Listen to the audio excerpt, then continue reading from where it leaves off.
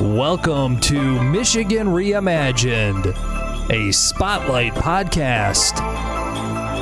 And here's your host, Chris Buck.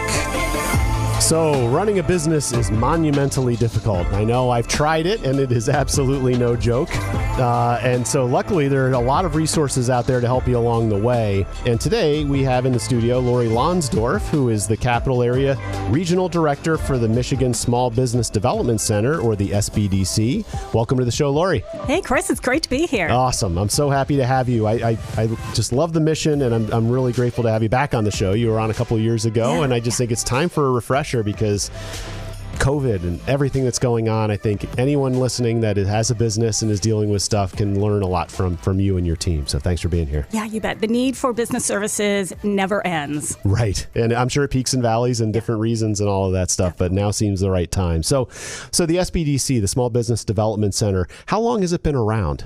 So here in the Lansing region and the SBDC at Lansing Community College, we've been there, I think, roughly 34 years. Those early years are a little hazy, but I think since the late 80s. Got it. And possibly across the state a little earlier. We're a national program of America's Small Business Development Centers with about 900 centers across the nation, but here in the state of Michigan, we have 10 regional centers like ours, serving all 83 counties. Got it. Yeah. Okay, fantastic. So if you're listening to this anywhere other than mid-Michigan, you have an SBDC chapter probably really close to where you are. Yes, and just to clarify, where the capital region, Ingham, Clinton County, we actually have a mid-Michigan region. So I like to clarify that, and they're at Mid-Michigan Community College. So got it. Okay, perfect. So now so you said there are 90? How many are there in Michigan? 10 regional 10 regional offices, yes. Right, throughout, right.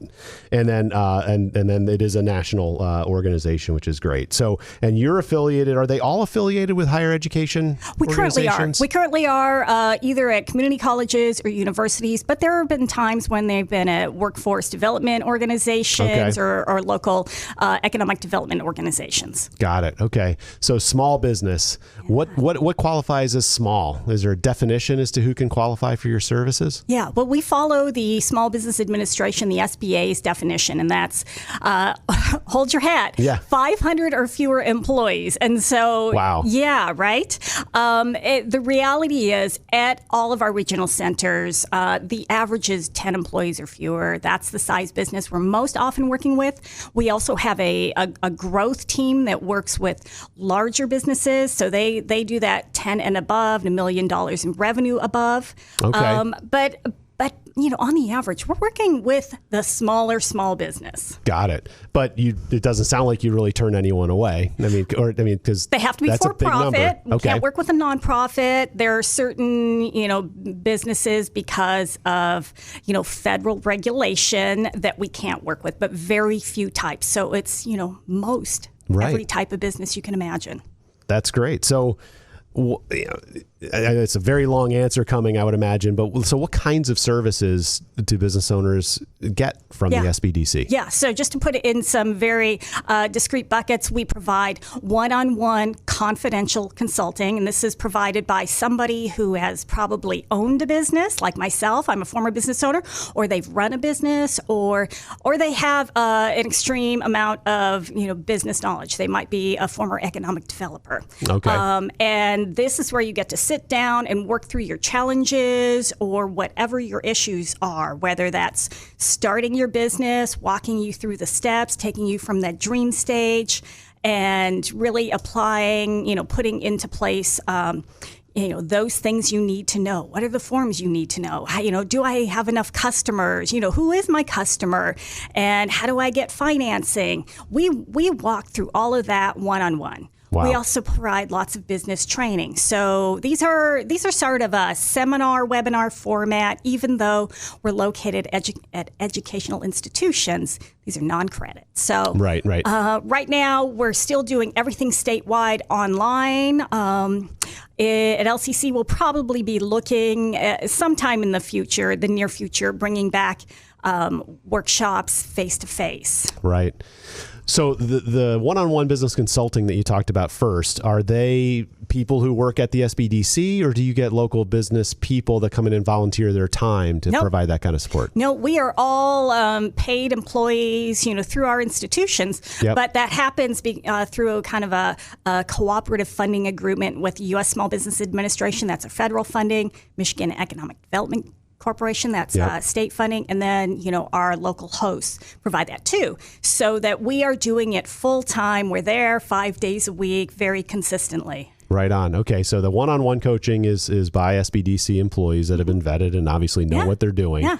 The seminar stuff, because I've attended a couple, so I'm kind of teasing a little bit. Now, those are guest speakers, right? Or people that come in who are experts in a certain discipline, and they'll teach like a classroom type setting about non-credit, right? So our people all have an expertise. Mine was marketing. Now that I'm the regional director, I do less of that. Okay. But we have a senior consultant who has financial expertise, and those are the topics he provides. Yep. We have a startup specialist. Wow. And she does starting a business, writing a business plan, and then we bring in experts on top of that to do sort of the more unique programs, cybersecurity. Okay.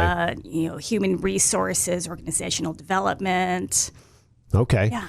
And so is there these business owners that are coming to you for help, are they often like exasperated, or is it more like a refresher, or like everything's going okay, but this part of my business needs to be brushed up on? I saw you at a seminar, so I signed up. Everything. Yeah. Yeah. I just wanted to learn more. I think I have an idea. I work for the state of Michigan, and I'm going to take my lunch hour and go to the seminar and see if this is right for me. Or yes, I need to learn about financial statements. I've been in business for a couple of years, and I really need to wade in and understand these for myself and not rely on my accountant. It can be a full gambit. range. Yeah. Okay. Got it. So all of these services are so valuable. How do you price that? Yeah, it's free, Chris. Okay. That's the best part. Yeah, right. It really is. We used to say no cost, but then sometimes I don't think people, really process that. And then they'd say, how much does it cost? I'd say, it's free. Right. It's free. So our consulting is always free. And the majority of our business workshops as well. We also do market research through secondary market research, and we have several databases at our headquarters at Grand Valley State. Once in a while, you may ask for a list, a sales list, and that might cost you a little bit just based on the database we have. But for the most part, free resources. That's unbelievable. Yeah. So you would think that you would have people stampeding to your building. I mean, it's been a crazy, business is crazy anyway, right? So people who own their own company, are you overwhelmed, or is it, are you just busy enough? It just seems like everyone, if they knew about this, they would come and knock on your door all the time. Yeah. Many different answers to that. Sometimes, yes. Sometimes we are backed up during certain seasons, when people, at the beginning of the year, New Year's resolutions, I want to start a business. And so it's a little harder to get on the calendars. During the summer, we're a lot more quiet. During the pandemic, it was crazy. I can imagine. Yeah. And at that point, we could only serve people who were existing businesses. We had to tell everybody who wanted to start a business, put that on hold. We'll get back to you later. But, let's focus on the people who need the crisis management and need rescuing.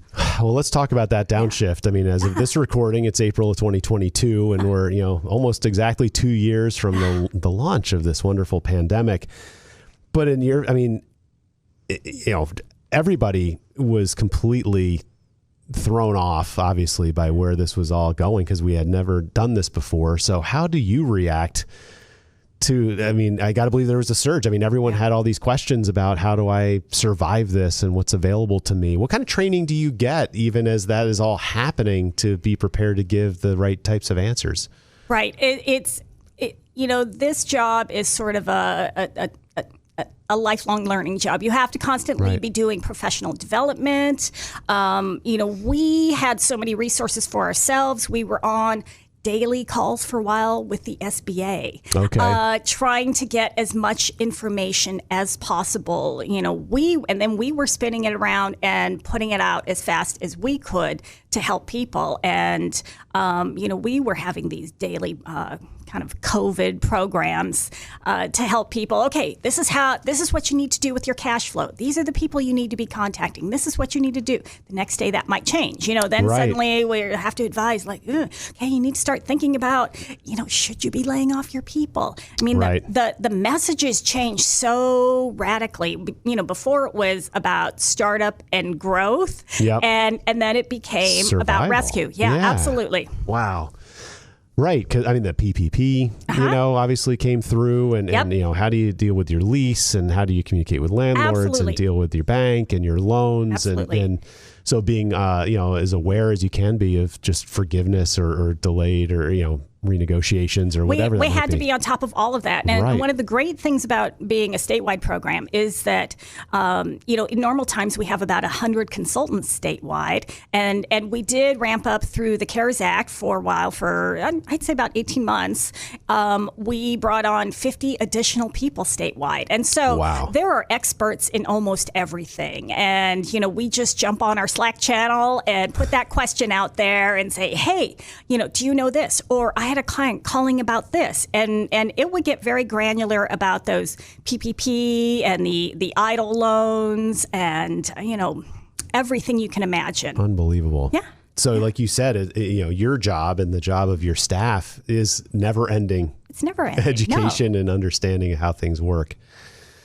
Wow. And there's got to be also some just off the record counseling, right? I mean, people with grief or just, just sad or upset or, failure. Absolutely. And that actually happens all the time, just given whatever someone's life or business situation, or it's a bad day, when we're face to face, I always kept that box of Kleenex right there. And there are times you just, put your hands in your lap, you push the Kleenex box out, and you just sit and listen. Yeah. We're there to be that sounding board for people as well. It's very lonely being a business owner. Your peers don't really understand. You can't talk to your employees. Your spouse probably doesn't understand. Right. So we try to be that sounding board, sort of unbiased. And we want to give good advice based on our own experiences, the education that we get, in terms of staying on top of small business trends and,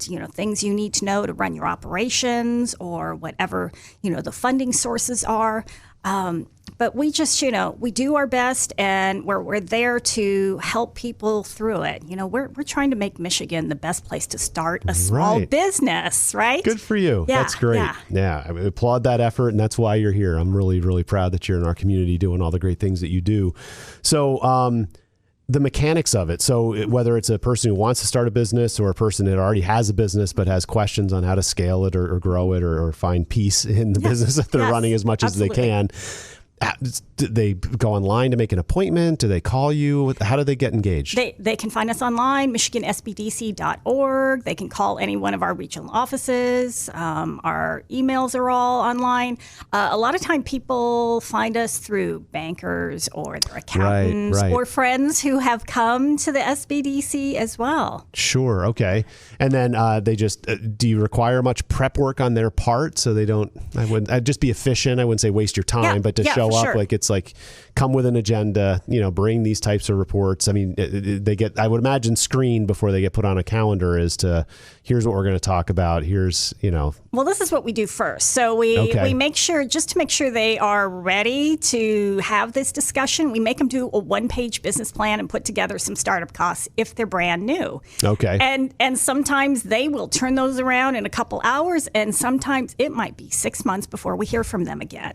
So it all just depends on where someone is. Once they've done that, we know they have thought about the business. Right. Now, any existing business, they just call us, and we will work them in with the most appropriate consultant, the one who has either marketing or strategic planning or financial expertise, who works with lenders, or the person who's, the startup specialist. Got it. Okay.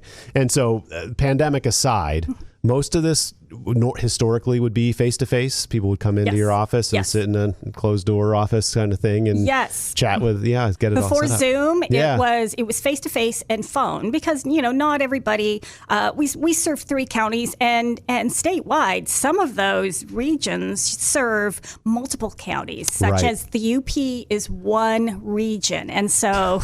So like 4 hours, 5 hours, side to side at least, right? Yes, exactly. Got it. So the phone and Zoom. The phone and Zoom now are also critical tools, but we are back. We at Lansing Community College, we are just starting to take face-to-face again, and it's all dependent on the region and what their hosts, rules are right now. So, got it. It's amazing to me that this organization exists. It's such a gift for the business community to have a free resource for really whatever is ailing them, or to try to get themselves started up. It blows my mind that it feels like the best kept secret. It really is. But, we like to say you've prepaid through your tax dollars, so you might as well take advantage of it. Right. Yeah.